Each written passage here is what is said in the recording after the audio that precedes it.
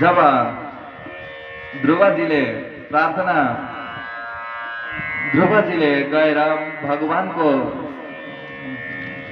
आराधना गर्न थाल्नुभयो, यता तप गर्न थाल्नुभयो। जो राजा उत्तानपाद थिए आज अत्यन्तै उनी चिन्तामा जलिराखेका थिए। उनलाई त्यो चिन्ताले सताइराखेको थियो। यद्यपि म पत्नीको वशीभूत भएर साक्षात् मैले आफ्नो पुत्रलाई पनि राज दरबारमा राख्न सकिनँ। म अत्यन्तै यो मेरो जीवनलाई धिक्कार छ। राज्यलक्ष्मी मनाधृत्य पुत्रमेवान्वचिन्तयात्। इस प्रकार आज राजा उत्तानपाद राज्यलक्ष्मी मनाधृत्य सम्पूर्ण राज्यलाई त्यागेर आज केवल पुत्रको चिन्तामा बसिराख्नु भएको थियो। देवर्षि नारद गएर सम्झाउनुभयो र हजुरले त्यो पुत्रको चिन्ता नगर्नुहोस्। हजुरको पुत्र 5 महिनामा आज भगवानलाई प्राप्त गरेर आउँदैछ। हजुरले बरु पुत्र आउने तयारी, पुत्र आउने त्यो उत्सवको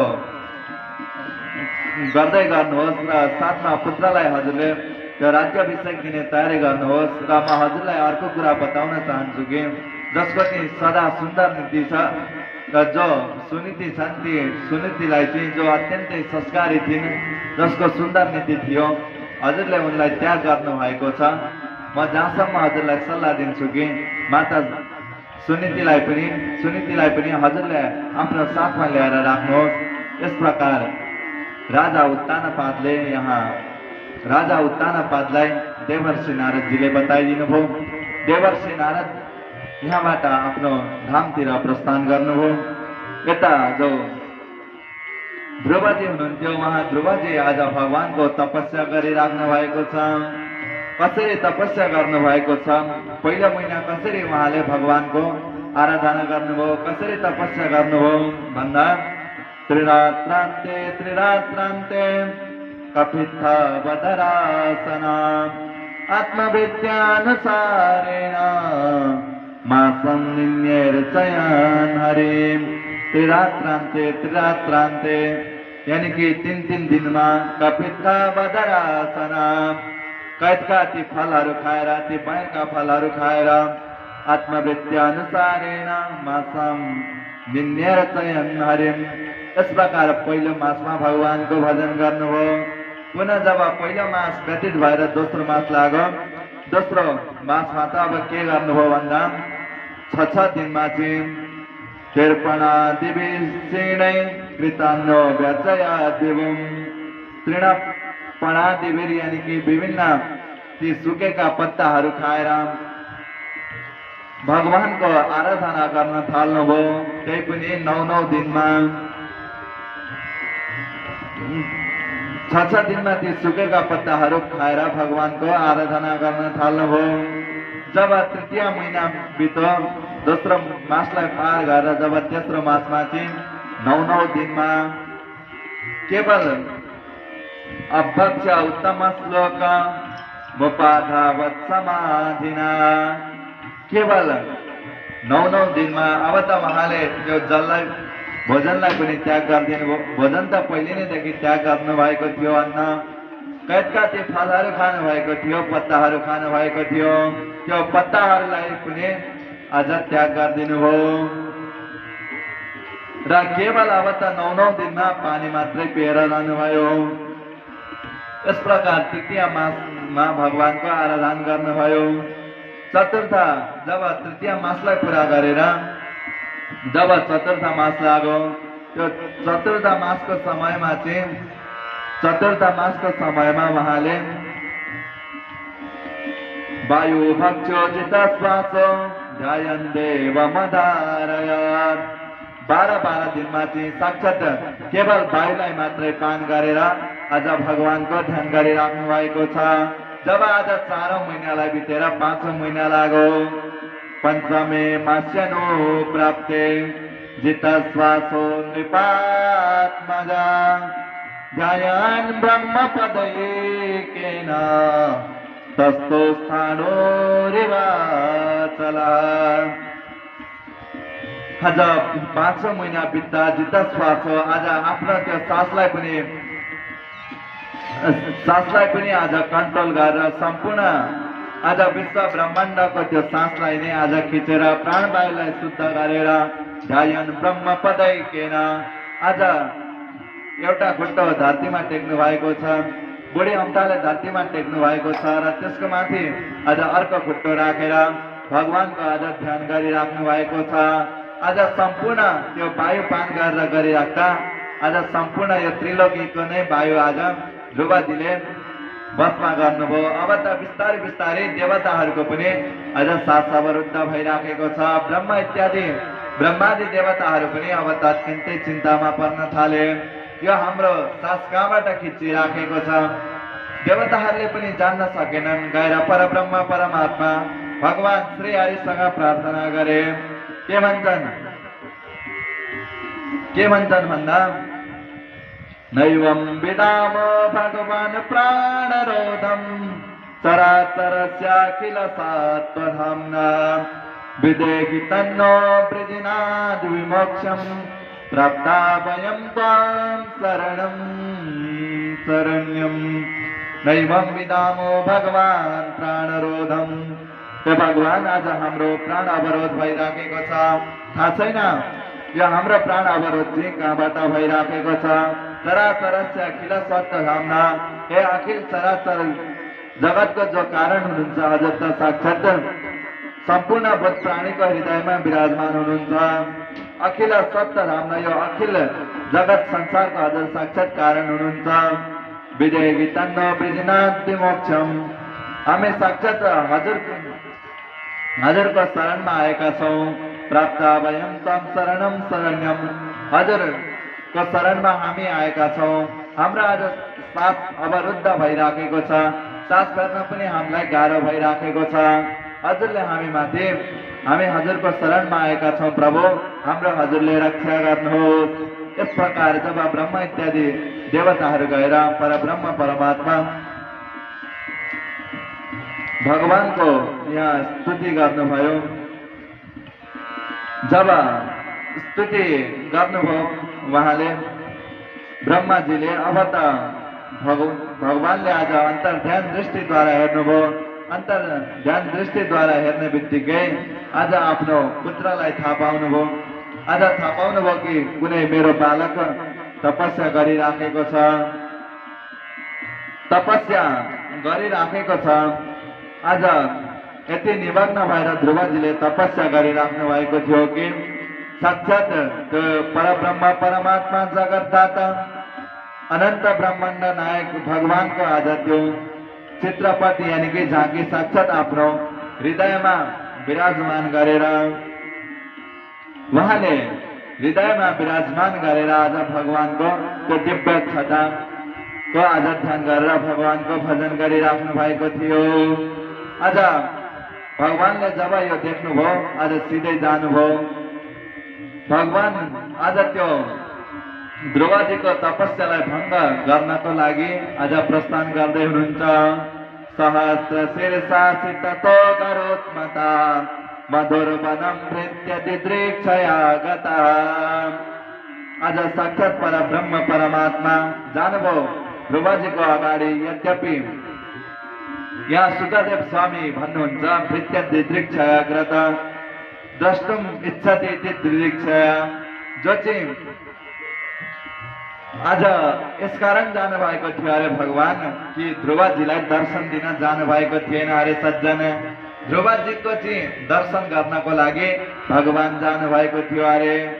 जब अगाडि जानुभयो, अगाडि गइराख्दाखेरि पनि आज ध्रुवजीलाई चेतना छैन कि साक्षात मेरो अगाडि भगवान खडा हुनु भएको छ भनेर। अब के गर्ने?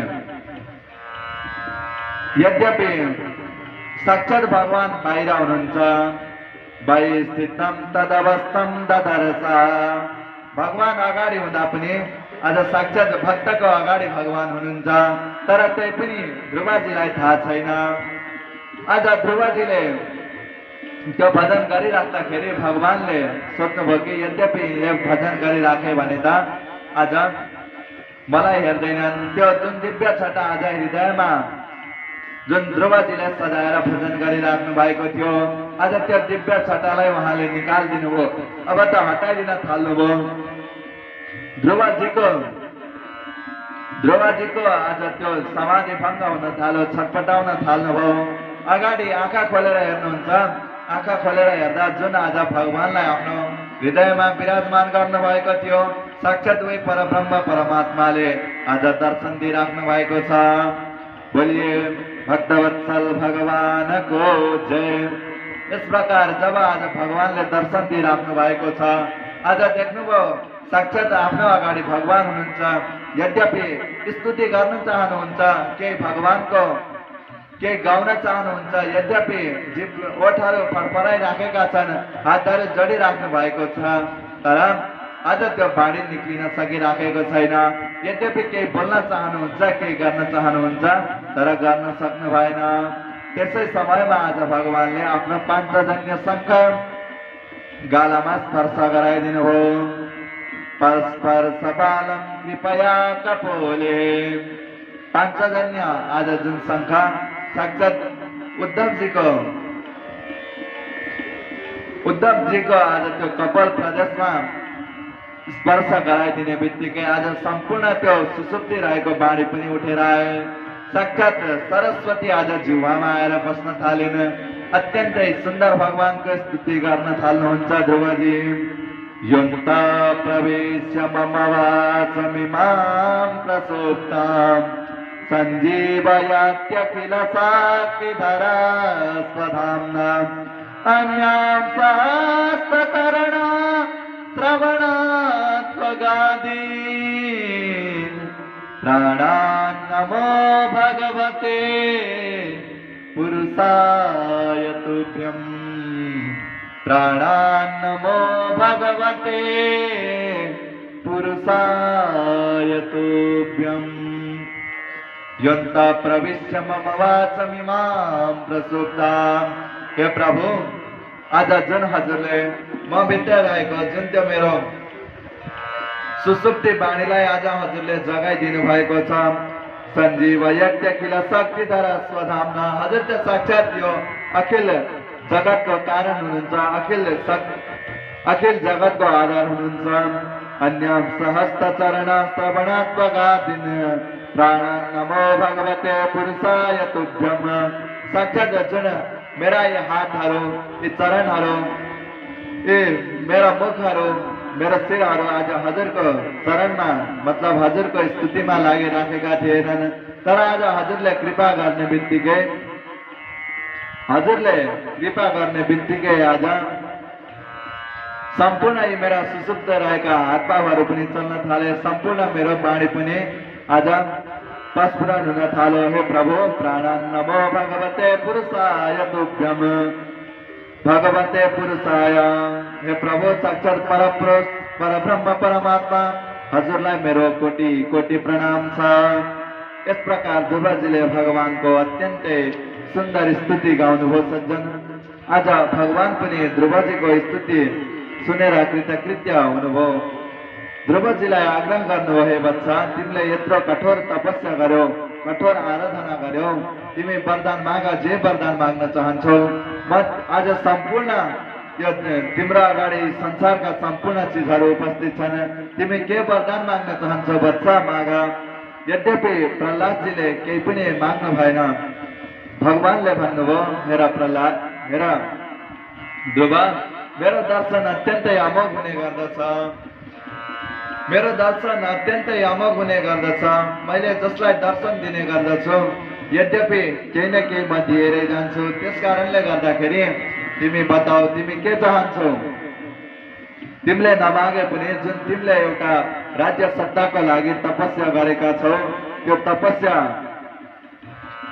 गरेको कारणले भए पनि म तिमीलाई अवश्य दिन्छु। जाऊ, जब जुन तिम्रा राजा जुन तिम्रा पिता उत्तानपादले गरेका छन्, त्यो उत्तानपादले गरेको जुन त्यो राज्य छ, आफ्नो पिताले गरेको त्यो राज्य तिमीले गएर सम्हाल्नु र 36,000 वर्षसम्म तिमीले राज्य त्यो सञ्चालन गर्दै गर्दै अन्तिममा मेरो लोकलाई प्राप्त हुनु र तिम्रो साक्षात जब मेरो लोकमा प्राप्त हुन्छ विभिन्न ती सप्त ऋषिहरूले ज्योतिष ग्रह नक्षत्रहरूले तिम्रो परिक्रमा गर्नेछन्। यस प्रकार भगवानले यहाँ बताइदिनु भयो। इस प्रकार भगवानले यहाँ वरदान दिनुभयो ध्रुवजी महाराजलाई। ध्रुवजी महाराज जब यो भगवानको वरदान पाउनुभयो उहाँलाई अलिकति मनमा दुःख लाग्यो अरे यद्यपि मैले यत्रो भगवानको भजन गरेँ, यत्रो भगवानको सेवा पूजा गरेँ, तर मैले भगवानसँग त्यो एउटा केवल राज्यको सम्पत्ति मात्रै मागे। यद्यपि मैले अरू केही पनि साक्षात मोक्षदातासँग मैले केही पनि मागिनँ। अलिकति यहाँ ध्रुवजी दुखी हुनुभयो र फर्केर आउनुभयो। यता जब राजा उत्तानपादलाई थाहा भयो कि कुनै दूतले सुनाइदिए कि हजुरको पुत्र आज तपस्या गरेर आउँदैछ, राजा उत्तानपादले आज आफ्नो पुत्रको खुसियालीमा सम्पूर्ण आफ्नो नगरी नै सजाइदिने काम गरे। आज घर घरका ती नर नारीहरू सम्पूर्ण ती नर नारीहरू आफ्नो पुष्प गुच्छाहरू साथमा ध्रुवजीको स्वागतका निम्ति आरती विभिन्न गुच्छाहरू ल्याएर आज स्वागतको तयारीमा बसिराखेका छन्। राजा उत्तानपाद पनि आज आफ्नो पुत्रलाई लिनको लागि रथमा जानु भएको छ। साथमा माता सुनीति पनि जानु भएको छ। आज ध्रुवजी पुग्नुभयो आफ्नो नगरीमा। ध्रुवजी पुग्ने बित्तिकै जब अगाडि पिताजीलाई देख्नुभयो, साथमा माताजीहरूलाई पनि देख्नुभयो। पिताजीले आज अङ्कमाल गर्नुभयो, आऊ पुत्र आऊ, मैले तिमीलाई साक्षात मेरो पुत्र भएर आफ्नो काखमा बस्न दिन सकेको थिइनँ पुत्र, आज तर तिमी भगवानको तपस्या गरेर आयो हे पुत्र। म अभागी पिता रहेछु, यद्यपि मैले तिमीलाई चिन्न सकिनँ, आऊ पुत्र। राजा उत्तानपादले आज आफ्नो हृदयमा लगाउनु भयो ध्रुवजी महाराजलाई। सज्जन हृदयमा लगाउनु भयो। अत्यन्तै ती हर्षका आँसुहरू बग्न थाले राजा उत्तानपादका। यता जो माताहरू हुनुहुन्थ्यो सुरुचि सुनीति सबैभन्दा पहिले जानुभयो। सुरुचि भएको स्थानमा गएर माता सुरुचिका चरणमा दण्डवत गर्नुभयो। हे मातेश्वरी, जुन कुरा हजुरले बताउनु भएको थियो भगवानको भजन गरेर आएछु भन्दा मैले आज भगवानको भजन गरेर आएको छु मातेश्वरी।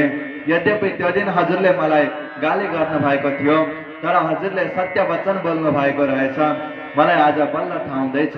त्यस समयमा सज्जन माता सुरुचि अत्यन्तै लज्जित भइन्, भन्न थालिन्, हे बच्चा, त्यस समय मैले तिमीलाई त्यस्ता कुनै अपशब्द गाली प्रयोग गरेको थिएँ हे ध्रुव। यद्यपि म एउटै क्षमा गर्ने लायक माता छुइनँ, त्यही पनि यदि ममा त्यस्तो केही छ भने तिमीले क्षमा गरिदेऊ बच्चा, हे मेरो ध्रुव। आऊ माता सुरुचिले पनि ध्रुवजीलाई आज दुलार प्यार गर्नुभयो, काखमा राख्नुभयो। सज्जन हेर्नुहोस् त भक्तको गुण कति महान छ। भक्तको गुण कति महान छ सज्जन। यद्यपि जुन माताले अपमान गरेकी थिइन्, उहाँले जुन माताले अपमान गरेकी थिइन्, जुन माताले कुशब्द विभिन्न ती शब्दहरू बताएकी थिइन्, त्यो शब्दहरू बताएकी थिइन्, तर आज के भयो भन्दा गएर आफ्नै जुन संस्कार दिने माताका चरणमा गर्नु भएन। जुन माताले संस्कार दिनुभएको थियो नि, त्यही आज संस्कारको परिणाम निक्लेको सज्जन भक्तको गुण हो। तृणादपि सुनीचेन तरोरिव सहिष्णुना अमानिना मानदेन कीर्तनीय सदा हरि। तृणादपि सुनीचेन भक्तको गुण हो सज्जन। एउटा जुन घाँस तृण यानि कि घाँसको सबैभन्दा छोटो पत्ता हुने गर्दछ, त्यस्तो हुनु अरे। तरोरिव सहिष्णुना वृक्षको जस्तो चाहिँ सहिष्णुता सहनशीलता चाहिँ हामीमा हुनु पर्यो। अमानिना मानदेन यद्यपि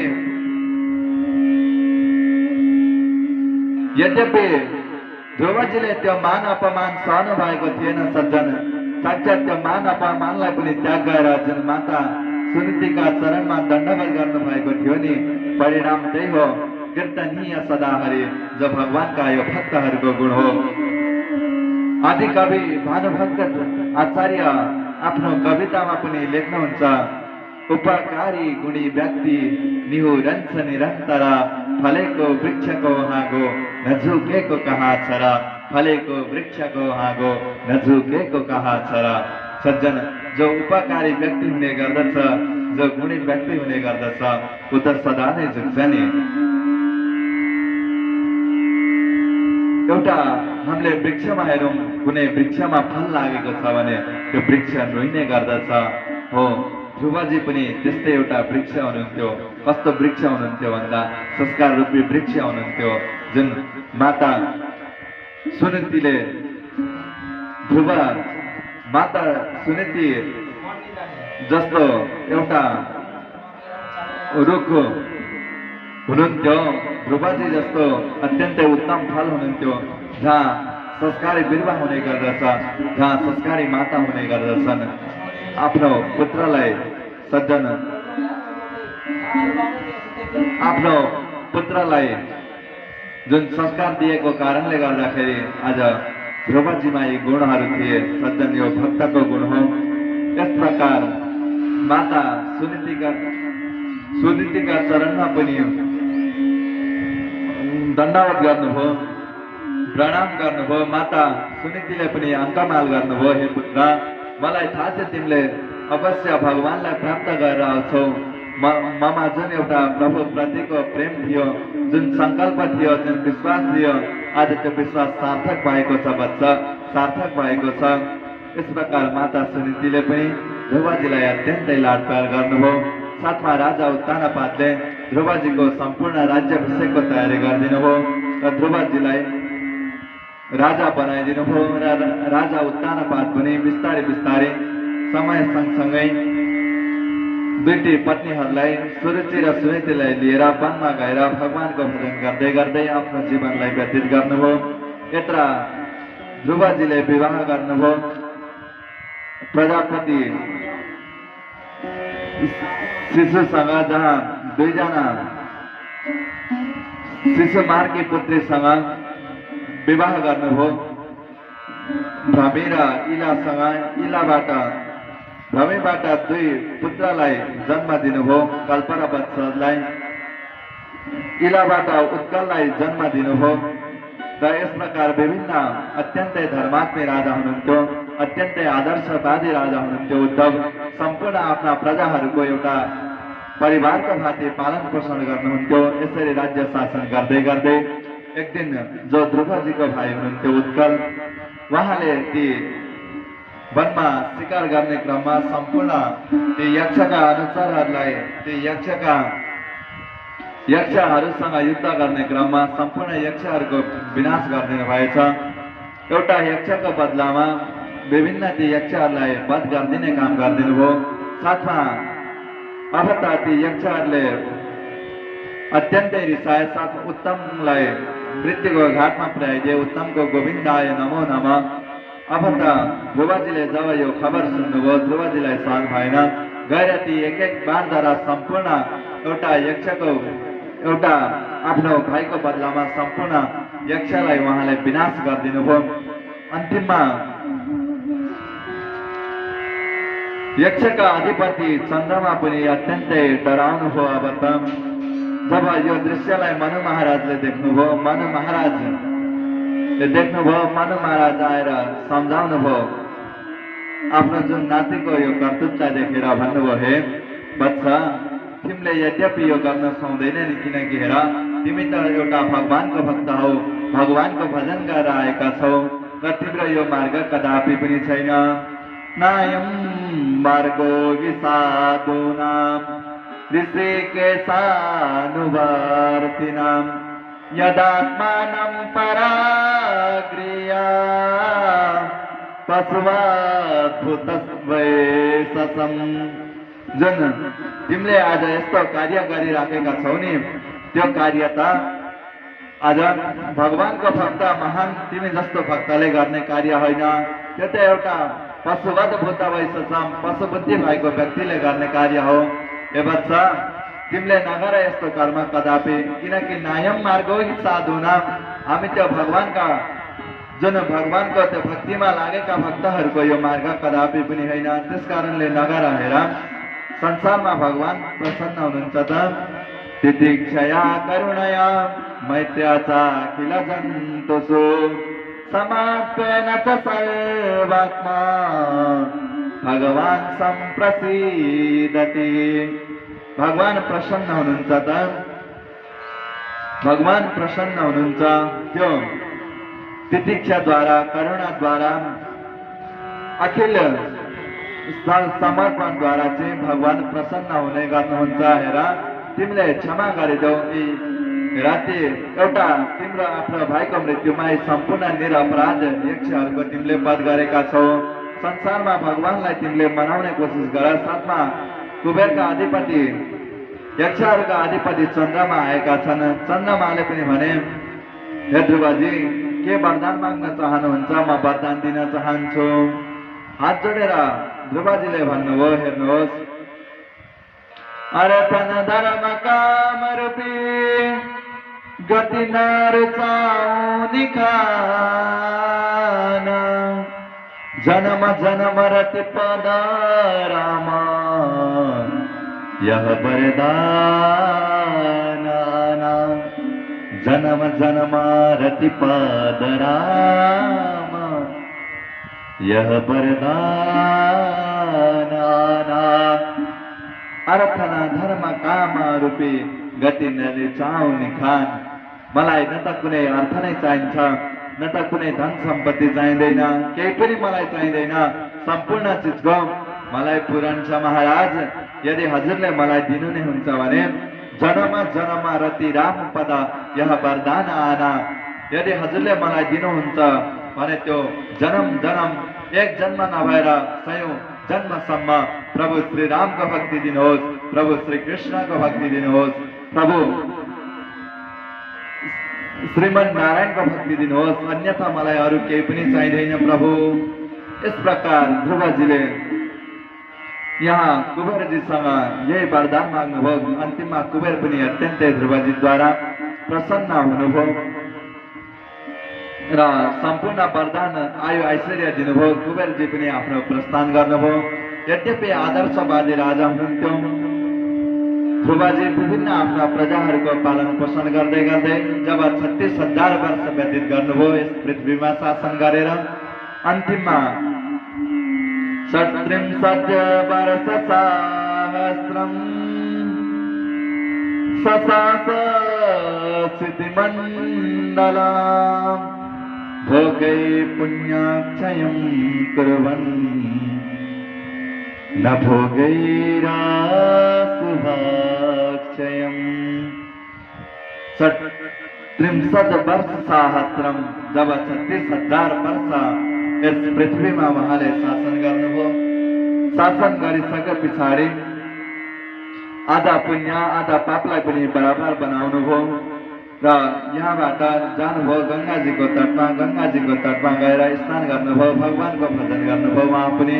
र बिस्तारै बिस्तारै बदारी आश्रम हुँदै हुँदै बदारी आश्रममा गएर पनि उहाँले साक्षात सरस्वती नदीमा स्नान गर्नुभयो, विभिन्न भगवानको भजन गर्नुभयो। अन्तिममा बदारी आश्रममा यानि कि बद्रीनाथमा भगवानका पार्षदहरू आउनुभयो भगवानलाई लिन।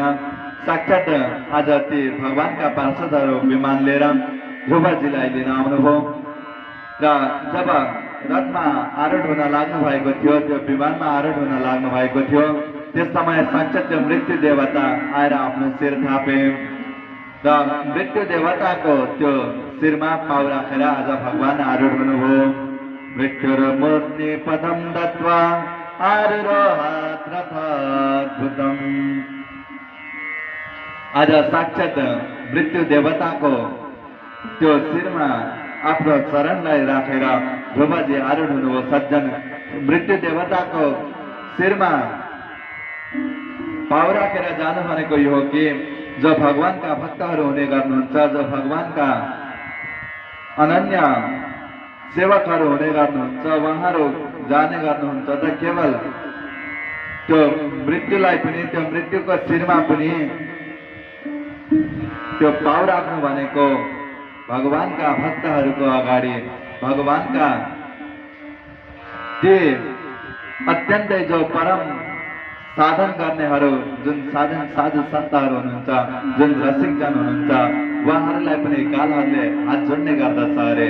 त्यस कारणले यहाँ मृत्यु र मुन्नि पदम दत्वा आरुरोहात भूतम गृहम भनेको छ। साक्षात मृत्यु देवताको शिरमा पनि फेर राखेर ध्रुवजी प्रस्थान गर्नुभयो भगवानको त्यो दिव्य लोकमा। विमानमा गइराख्दाखेरि ध्रुवजीलाई माताजीको याद आयो अरे हो। यद्यपि जुन माताले गर्दा जुन माताको संस्कारद्वारा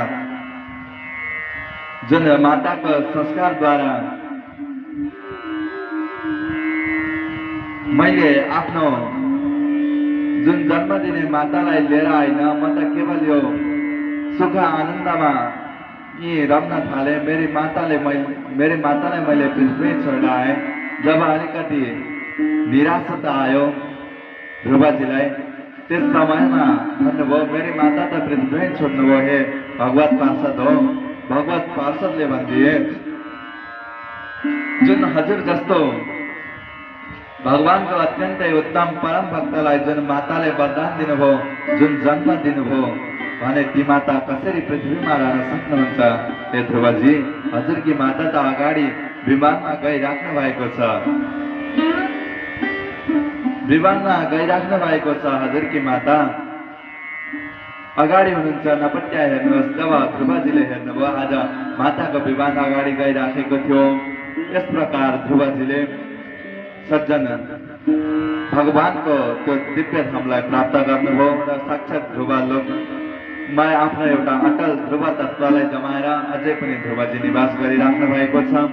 साथमा विभिन्न ग्रह नक्षत्रहरू सप्त ऋषिहरूले पनि ध्रुवजीको अझैसम्म परिक्रमा गरिराखेका छन्। यस प्रकार यहाँ ध्रुवजीको अत्यन्तै सुन्दर प्रसङ्ग हामीले श्रवण गर्यौं र यही प्रसङ्ग यो ध्रुवजीको गाथा चाहिँ देवर्षि नारदले प्रसिद्धहरू भएको स्थानमा गएर गाउनु भएको थियो। नूनं सुनीते पतिदेवताय तपा प्रभावास्य सुतास्य तां गतिम्। नूनं सुनीते पतिदेवताय तपा प्रभावस्य सुतस्य तां गतिम्। आज त्यही ध्रुवजीले जुन भगवानको भजन गरेको जुन ध्रुवजीको गाथा थियो, जहाँ विभिन्न त्यो प्रचेताहरू भएको स्थानमा गएर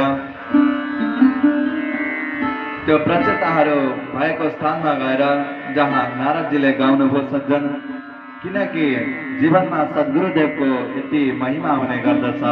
आज जीवनमा जुन ध्रुवजीको जीवनमा नारदजी सद्गुरुदेव बनेर आइदिनु भयो। सज्जन, यद्यपि सद्गुरुदेव यदि हाम्रो जीवनमा कोही बनेर आइदिनुहुन्छ भने हाम्रो जीवन अत्यन्तै सुगम हुने गर्दछ, हाम्रो जीवनमा अत्यन्तै शुभ आउने गर्दछ। हामीलाई त्यो एउटा खुसीको आवाज हुने गर्दछ। जबसम्म हामीले सद्गुरुदेवको सेवा गर्दैनौँ, जबसम्म गुरुदेवको हामीले भक्ति गर्दैनौँ, गुरुदेवको त्यो चरणा र पिण्डको सेवन गर्दैनौँ, जबसम्म सेवा गर्दैनौँ भने हामीले यो भव संसार तर्न सक्दैनौँ। सज्जन, बिना गुरु भव निधि तरही न कोई, जो प्रिंची शंकर सम होए। बिना गुरु भगवान शंकर भगवान ब्रह्मा जी पनि तर्न सक्नुहुन्न बिना सद्गुरुदेव। सज्जन, सद्गुरुदेव जीवनमा हामीले बनाउन अवश्य छ। सज्जन, एकजना यस्तै शिष्य थिए। शिष्यले तपस्या गरे, गुरुदेवको भक्ति गरे। एक दिन गुरुदेवले साक्षात भगवानलाई दर्शन गराइदिनु हो।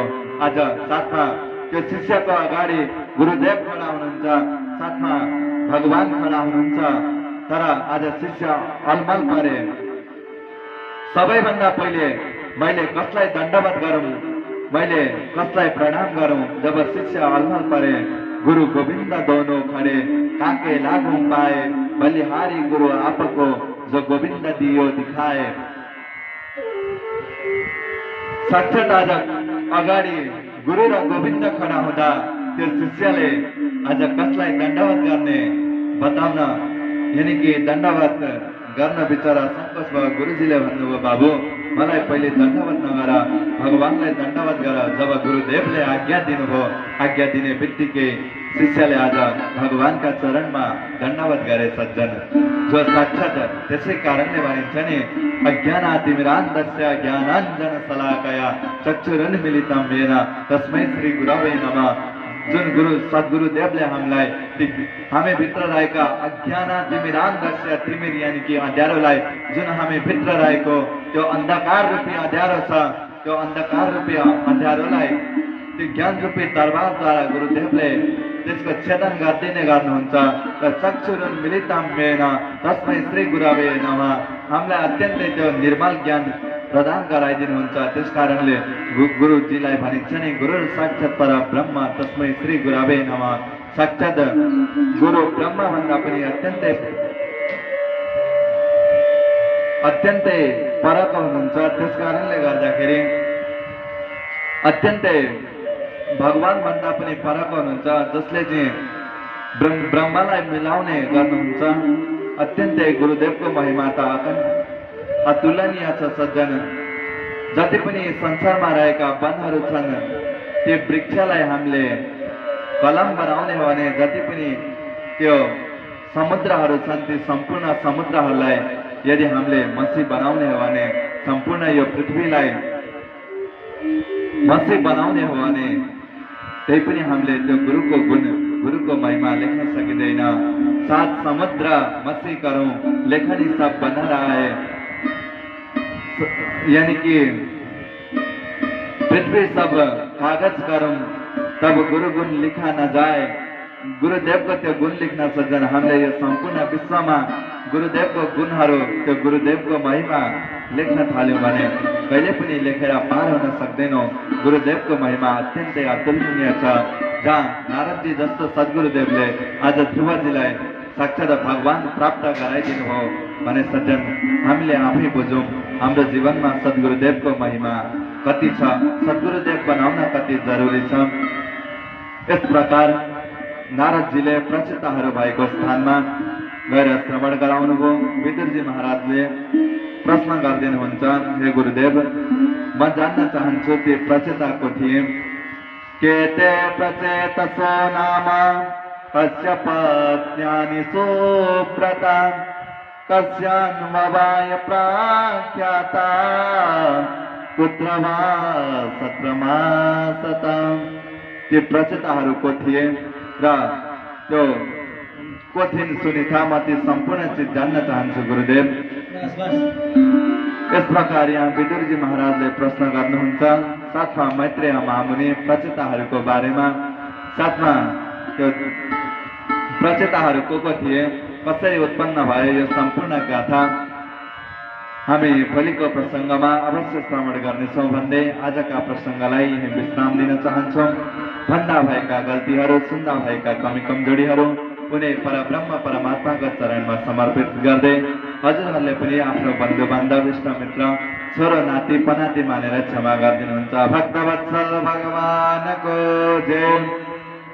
जय जय श्री राधे, जय जय श्री राधे, जय जय श्री राधे श्याम।